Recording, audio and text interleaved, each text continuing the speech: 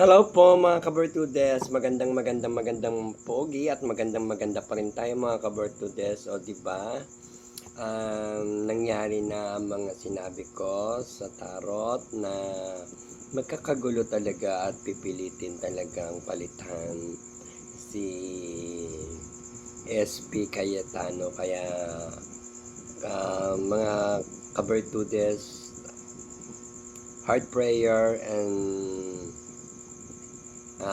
watch till the end ng mga palabas dyan sa Senado dahil hindi pa rin sila mga maayos dahil magkakaroon niya ng mas matindi pang kaguluhan at ang tanong at ang mangyayari dyan ay in or out ang mga majority. Subalit kahit hindi maganda ang mga ginawa o nababoy na ang Senado, wala nang magagawa dahil kapag tuluyang nawala si SP Cayetano ay hindi na talaga mabubuksan o patuloy pa rin matatakpan na ang mga kaso. Kaya nawa sa lahat ng mga nag-aabang ng aking video, panoorin nyo to dahil mas matindi pa ang mangyayari na yan dahil maaaring magkaroon na ng kudita sa Senado at kudita na awayan sa Senado at kudita na awayan ng mga tao sa labas ng Senado. Kaya maaaring makitaan nyo na naman ng panibagong mga palabas ang mga minority at majority. Kaya good luck sa mga minority na new minority sa Senado. Kaya kahit mali at illegal ang kanilang mga desisyon, hindi pa rin magiging maayos at magiging mapayapa ang Pilipino, lalong gugulo ang Pilipinas. Kaya mga kabertudes, sigaw ng bayan, masakit na, no? Masakit na, nagkasakit pa. Kaya huwag umasa kapag ang mga nasa trono, oposisyon at kapangyarihan ay mga maling tao. Wala nang mangyayari. Kailangan manatili pa rin magtagumpay ang mga 13 Charlie's Angel. No? Ang mga so tingnan natin. Short video lang ito kasi masyado akong busy at medyo inaantok na rin ako. So tingnan natin yung mga lalabas sa tarot card na enerhiya.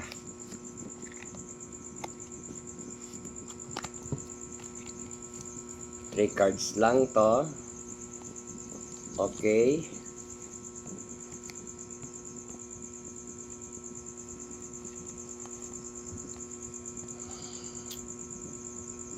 Ayan. 50-50. 50-50 ang mga kaguluhang magaganap lalo sa Senado dahil magiging in or out, no? In or out, ang mga minority at ang majority ay maglalaban sa in or out. Yan, at saka stand, mga gustong manatili or matatag, magiging matatag si SP Cayetano sa kanyang trabaho at laging handa ng position, very strong. And then may kumukontrol, kontrolado pa rin ng Pangulo ang mga pangyayari at nangyayari ngayon. Kahit ang presidente ay maaaring magtagal sa pwesto. Kaya wag na kayong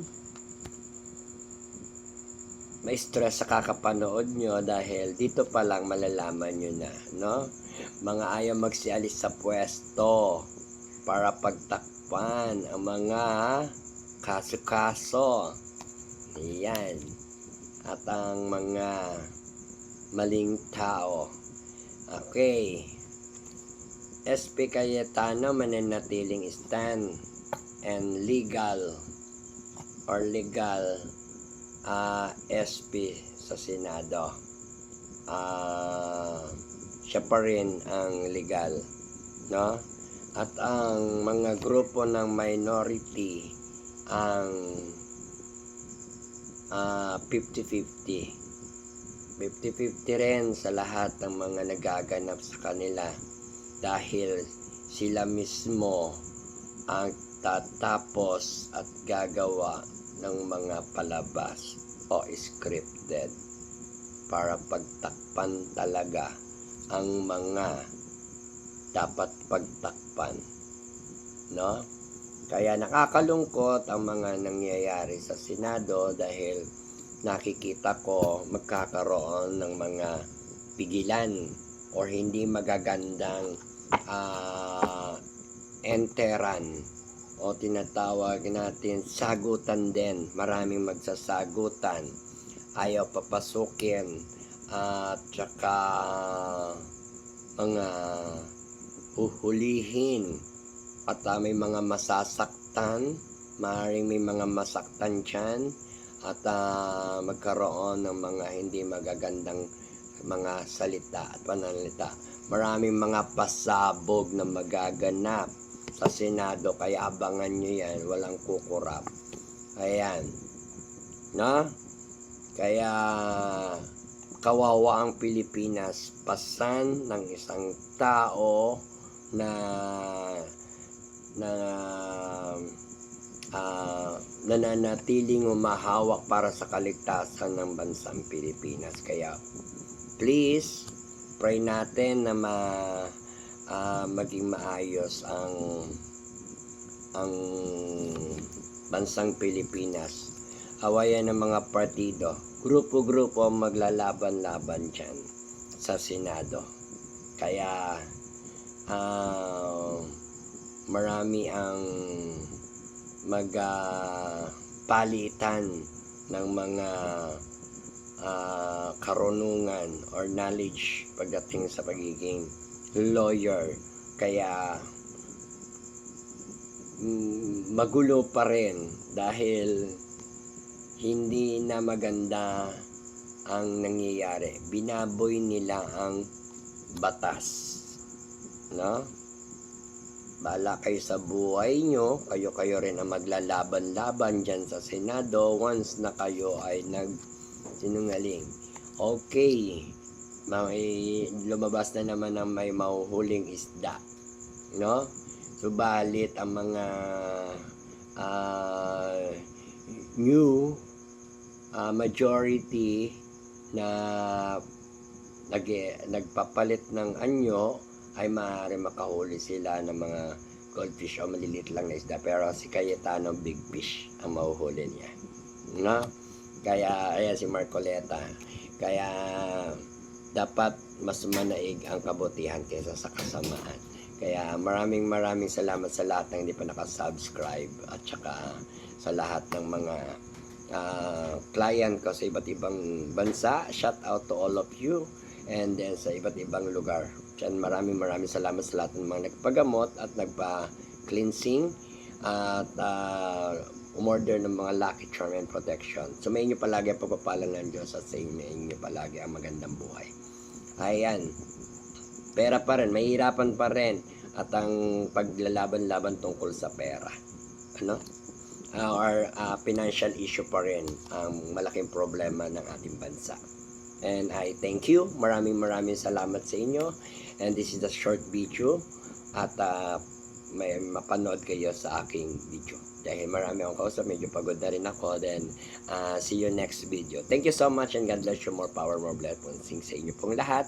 At maraming salamat po sa inyong lahat.